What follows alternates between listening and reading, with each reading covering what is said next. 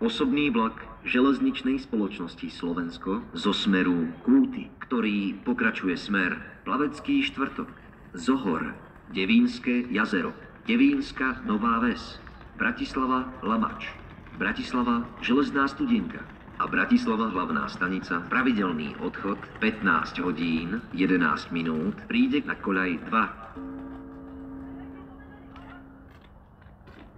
Osobný vlak železničnej spoločnosti Slovensko zo smeru Kúty, ktorý pokračuje smer Plavecký štvrtok, Zohor, Devínske jazero, Devínska Nová Ves, Bratislava Lamač, Bratislava Železná Studienka a Bratislava hlavná stanica. Pravidelný odchod 15 hodín 11 minút, prichádza na koľaj 2.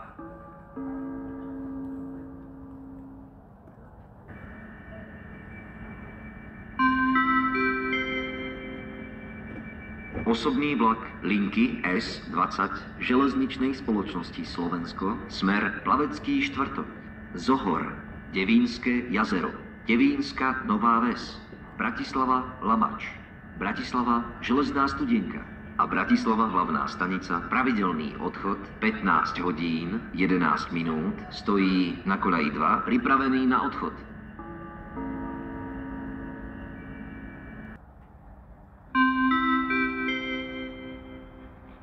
Osobný vlak železničnej spoločnosti Slovensko zo smeru Bratislava hlavná stanica, ktorý pokračuje smer Veľké Leváre, Závod, Moravský Svätý Ján, Sekule a Kúty. Pravidelný odchod 15 hodín 22 minút, príde na koľaj 3.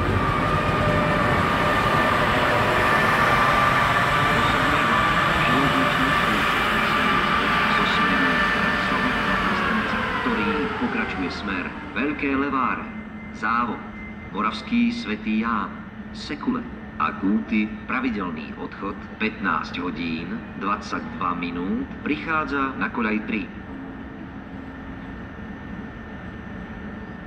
Osobný vlak linky S20 železničnej spoločnosti Slovensko, smer Veľké Leváre, Závod, Moravský Svätý Ján, Sekule a Kúty. Pravidelný odchod 15 hodín 22 minút, stojí na koľaj 3, pripravený na odchod.